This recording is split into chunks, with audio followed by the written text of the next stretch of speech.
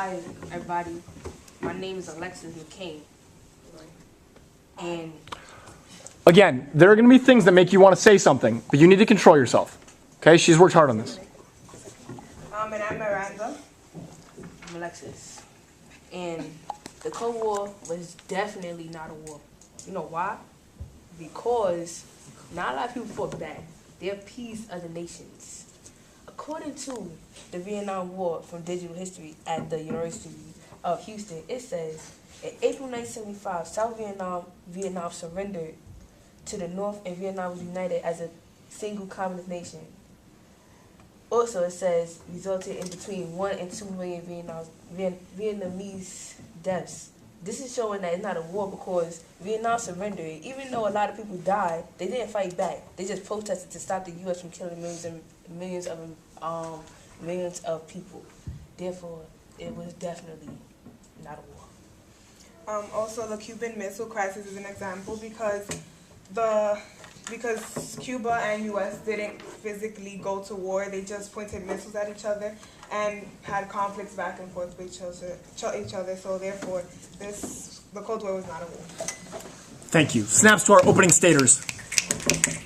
Now, this is all witness. I have a special shout out for because Devon is teaching about a topic that none of us know anything about.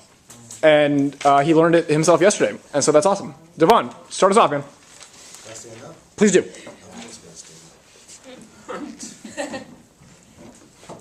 So, I'm Devon, and I'm going to be discussing the space race, which started in the late 1950s. In 1957, the Soviet Union launched the Sputnik missile into orbit, which was the first man-made object to be put into orbit. And that started the space race, which was a competition between the U.S. and the Soviets to try and prove whose technology was better. So between that time, from 1961 to 1964, the NASA program for the U.S. had its budget increased by 500% to help out efforts to try and put things in orbit to beat the Soviets.